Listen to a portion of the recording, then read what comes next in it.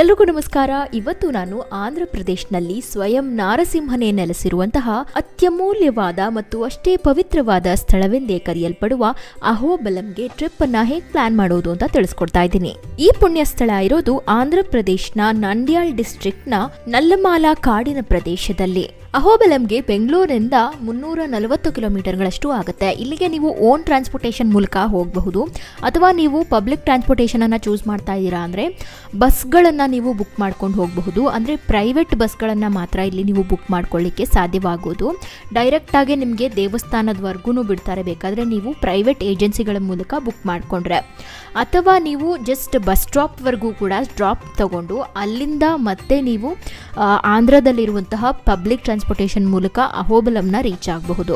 ಅಥವಾ ನೀವು ಅಲ್ಲೇ ಕಾರ್ ಏಜೆನ್ಸಿಗಳಿರ್ತವೆ, ಕಾರನ್ನು ಬುಕ್ ಮಾಡ್ಕೊಂಡು ಹೋಗ್ಬಿಟ್ರೆ ನೀವು ಫುಲ್ಲು ಎಲ್ಲ ಅಹೋಬಲದಲ್ಲಿರುವಂತಹ ದೇವಾಲಯಗಳನ್ನು ನಿಮಗೆ ತೋರಿಸ್ಕೊಂಡು ವಾಪಸ್ ಕರ್ಕೊಂಡು ಬರ್ತಾರೆ. ಅಲ್ಲಿ ನಿಮಗೆ ಆಲ್ಮೋಸ್ಟ್ ಒಂದು 2,000 ರೂಪಾಯಿನ ಚಾರ್ಜ್ ಮಾಡ್ತಾರೆ ನೀವೇನಾದರೂ ಕಾರನ್ನು ಬುಕ್ಕಿಂಗ್ ಮಾಡಿಕೊಂಡ್ರೆ. ಹಾಗೆ ಅವರು ಕಿಲೋಮೀಟರ್ ವೈಸ್ ಕೂಡ ಚಾರ್ಜ್ ಮಾಡಬಹುದು.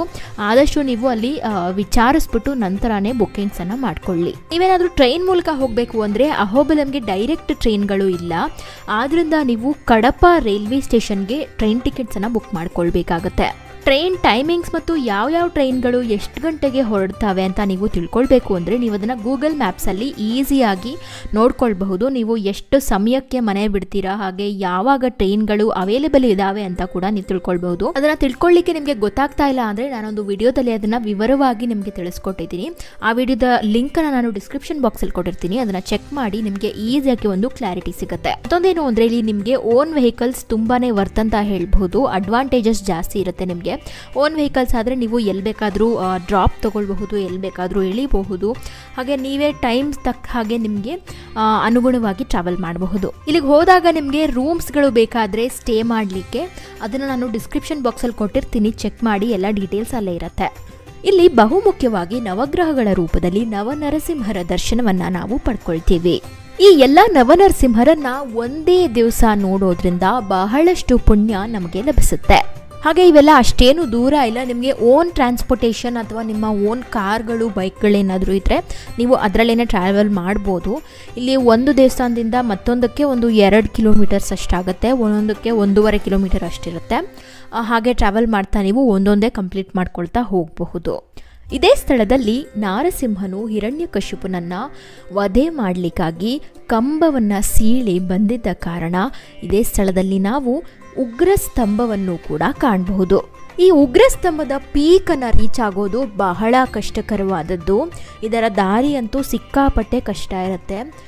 ಸಾಮಾನ್ಯವಾಗಿ ಎಲ್ಲರೂ ಇಲ್ಲಿಗೆ ಹೋಗಲಿಕ್ಕೆ ಸಾಧ್ಯನೇ ಇಲ್ಲ, ಯಾಕಂದರೆ ಇದು ಅಷ್ಟು ಕಷ್ಟಕರವಾಗಿರುತ್ತೆ ಮತ್ತು ತುಂಬಾ ಹೈಟಲ್ಲಿ ಇರೋದ್ರಿಂದ ನಿಮಗೆ ಭಯ ಆಗೋ ಚಾನ್ಸಸ್ಸು ಇರುತ್ತೆ. ನಿಮ್ಗೆ ಅಕಸ್ಮಾತ್ ಏನಾದರೂ ಭಯ ಆಗುತ್ತೆ, ತುಂಬ ಹೈಟ್ ನೋಡೋದು ಅಂತ ಏನಾದರೂ ಇದ್ದರೆ ನೀವು ಇಲ್ಲಿಗೆ ಹೋಗೋದು ಸಿಕ್ಕಾಪಟ್ಟೆ ಕಷ್ಟ ಆಗುತ್ತೆ.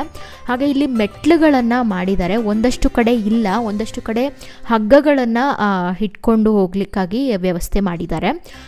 ಮೆಟ್ಲುಗಳು ಒಂದಷ್ಟು ಕಡೆ ಇದೆ, ಬಟ್ ಪೀಕ್ ಹತ್ರ ಹೋಗ್ತಾ ಇದ್ದ ಹಾಗೆ ನೀವು ಅಲ್ಲಿ ಏನೂ ಇಲ್ಲ ಹಿಡ್ಕೊಳ್ಳಿಕ್ಕೆ, ಬರೀ ಹಗ್ಗಗಳನ್ನೇ ನೀವು ಹಿಡ್ಕೊಂಡು ಮೇಲ್ವರೆಗೂ ಪ್ರಯಾಣಿಸಬೇಕಾಗತ್ತೆ.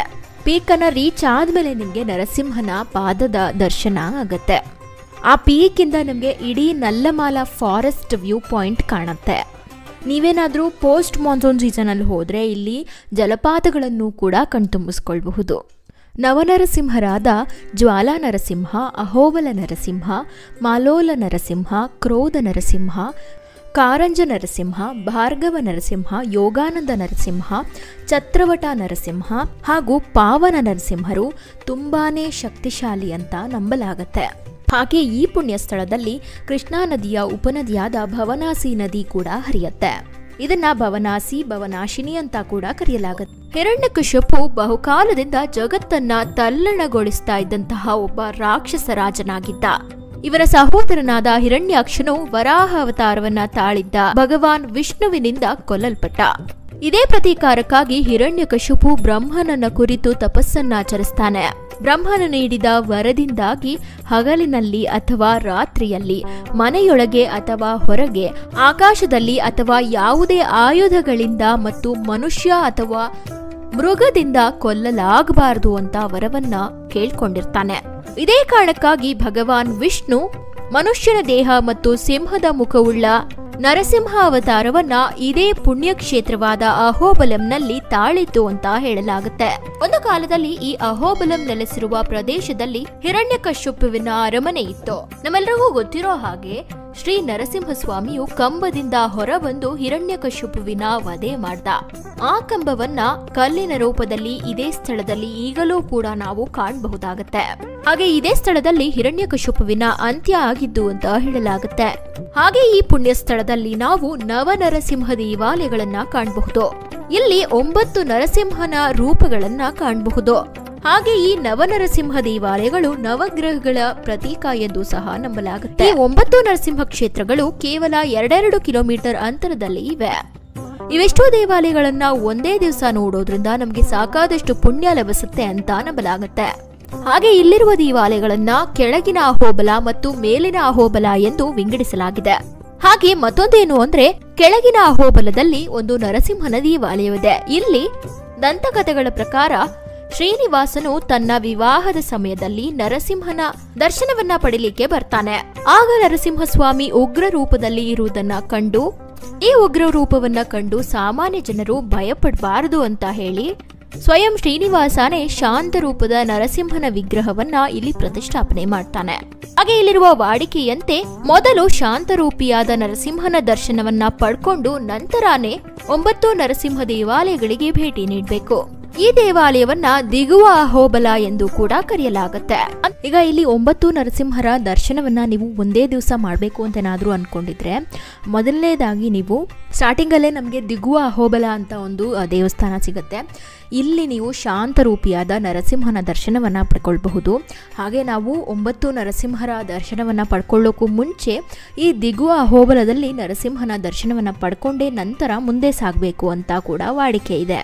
ಹಾಗೆ ಇಲ್ಲಿರುವಂತಹ ಎಲ್ಲ 9 ನರಸಿಂಹನ ವಿಗ್ರಹಗಳು ಸ್ವಯಂಭೂವಾಗಿವೆ. ಹಾಗೆ ಇಲ್ಲಿ ಜ್ವಾಲಾ ನರಸಿಂಹನ ಗುಡಿಯ ಪಕ್ಕದಲ್ಲೇನೆ ನಿಮಗೆ ಒಂದು ಕೊಳ ಕೂಡ ಕಾಣಲು ಸಿಗುತ್ತೆ.